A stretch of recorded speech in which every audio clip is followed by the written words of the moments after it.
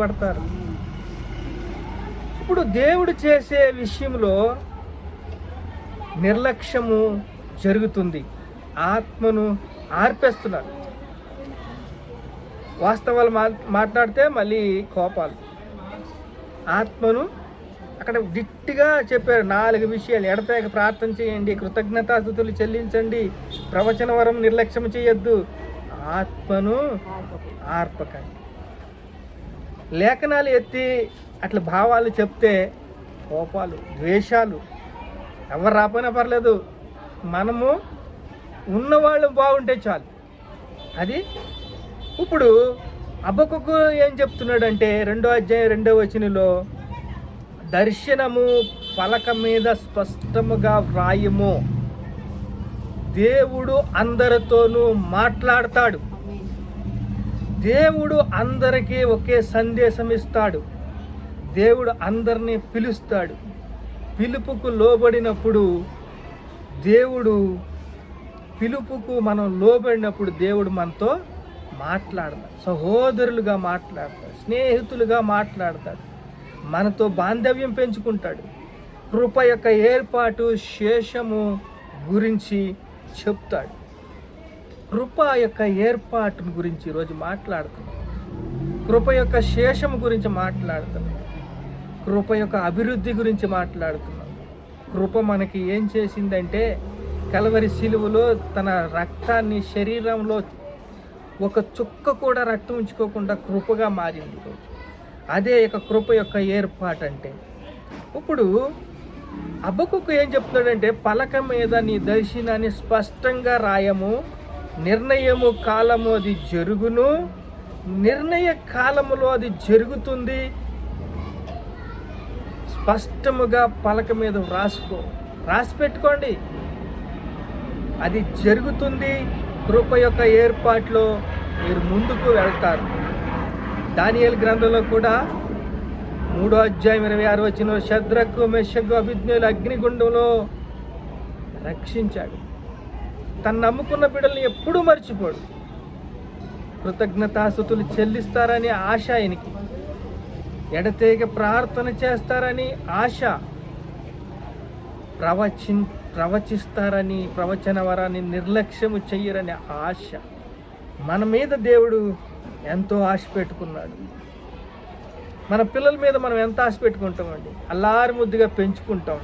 కానీ వాళ్ళు దురాత్మ శక్తులకి, దుష్ట శక్తులకి, అంధకార శక్తులకి చేరువైపోతుంటే, కళ్ళ ముందరే పిల్లోడు నశించిపోతుంటే, కళ్ళ ముందరే భయకాంతులకు అయిపోతుంటే, చూడండి ఇక్కడ రోగాలు ఎలా వస్తాయి మనకి?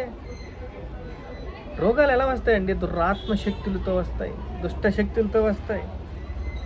భయాలు ఎలా వస్తాయి? ప్రతి క్షణము భయం భయం భయం భయం.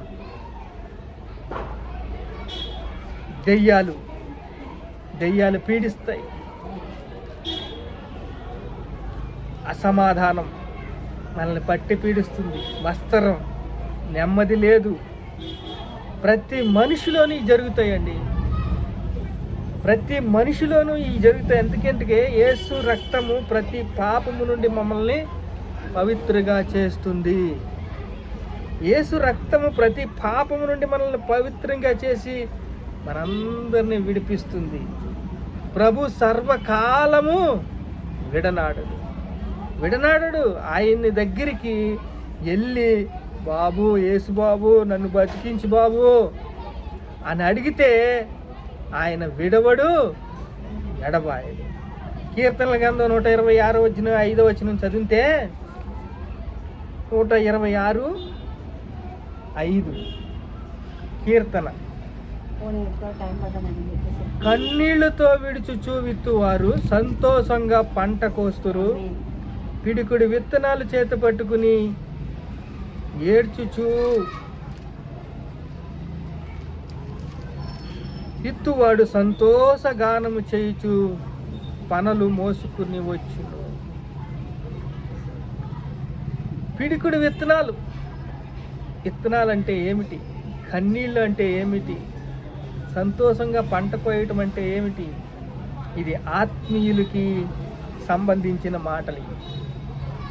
ఆత్మ సంబంధమైన ఆహారము. చూడండి, ఎడతెగ ప్రార్థన చేసినప్పుడు దేవుడికి లోబడతాం, దేవునికి స్నేహితులవుతాం, దేవుడితో మనతో మాట్లాడతాడు, కృతజ్ఞతాస్తుతులు చెల్లిస్తాం, ప్రవచన వరాలు నిర్లక్ష్యము చెయ్యము. కృప యొక్క ఏర్పాటుని దేవుడు రౌండప్ చేసుకుంటున్నాడు. కృప యొక్క ఏర్పాటు మనల్ని ఏం చేస్తుందంటే, 2 కొరింథీయులకు రాసిన పత్రిక 11వ అధ్యాయం 3వ వచనం తీయండి ఒకసారి.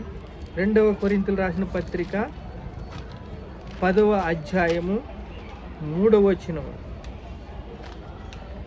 మేము శరీరదారులమై నడుచుకొనుచున్న శరీర ప్రకారము యుద్ధము చెయ్యము, మా యుద్ధోపకరణములు శరీర సంబంధమైనవి కావు కానీ దేవుని ఎదుట దుర్గములు పడదోయంతో బలమైనవి ఉన్నవి.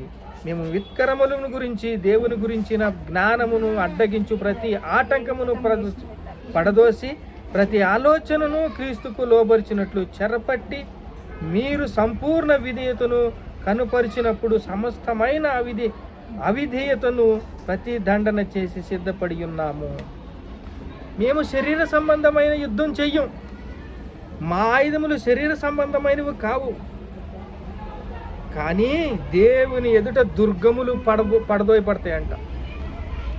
ఒక ఆత్మీయుడు కొన్ని కోట్ల మందిని పోషిస్తాడు.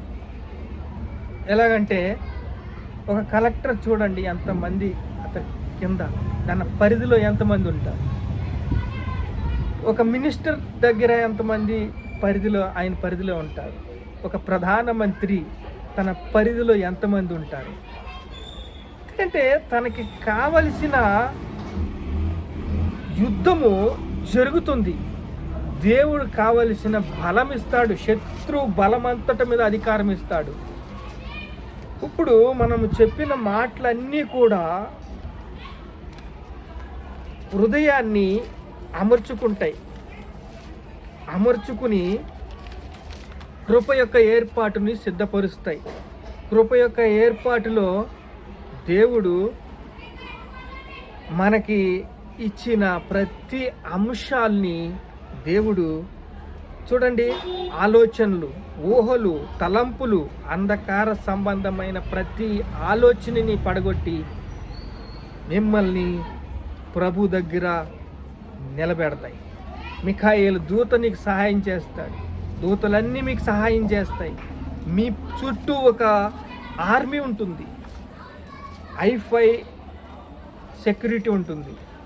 ఇలాగా మీరు పోరాడుచున్నది ఆకాశ దురాత్మ సమూహలతోనూ, లోకనాథంతోనూ, ప్రధానులతోనూ, అధికారులతోనూ. కానీ మా యుద్ధోపకరణములు శరీర సంబంధమైనవి కావు, దేవుని ఎదుట దుర్గములు పడదోయంత బలమైనవి. మీరు దేవుడికి నీతికి దాసులుగా అప్పగించుకుంటే మిమ్మల్ని దేవుడు ఎప్పుడు కూడా మిమ్మల్ని స్థిరపరుస్తాడు, బలపరుస్తాడు, సిద్ధపరుస్తాడు.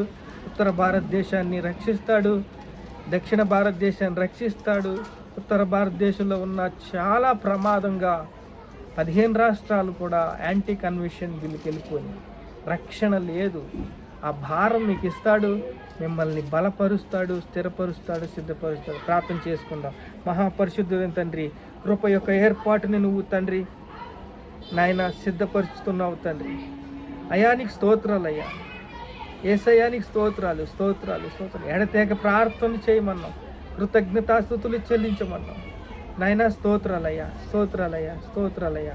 నువ్వు చెప్పిన ప్రతి మాటల్లోనూ ప్రభా శక్తి ఉంది నాయన, ఆత్మీయ శక్తి ఉంది ప్రభా, కృప ఉంది తండ్రి, దయ ఉంది తండ్రి, కనికరం ఉంది ప్రభా. మమ్మల్ని బలపరుస్తావయ్యా. మా ఆయుధములు శరీర సంబంధమై కాదవయ్యా, దేవుని ఎదురు దుర్గములు పడినంత బలమైనవయ్యా. అవును తండ్రి యేసయ్యా, స్తోత్రాలు నాయన, స్తోత్రాలు తండ్రి. మా యుద్ధోపకరణములు తండ్రి శరీర సంబంధమైనవి కావు, దేవుని ఎదురు దుర్గములు పడుతుంటే బలమైనవి అన్నావు తండ్రి. మమ్మల్ని జ్ఞాపకం చేసుకుంటున్న కృప యొక్క ఏర్పాట్లో స్థిరపరుస్తున్నావు, సిద్ధపరుస్తున్నావు. నీకే సమస్త మహిమ, ఘనత, ప్రభావాలు యేసుక్రీస్తు నామములో చెల్లిస్తున్నావు తండ్రి. ఆమేన్.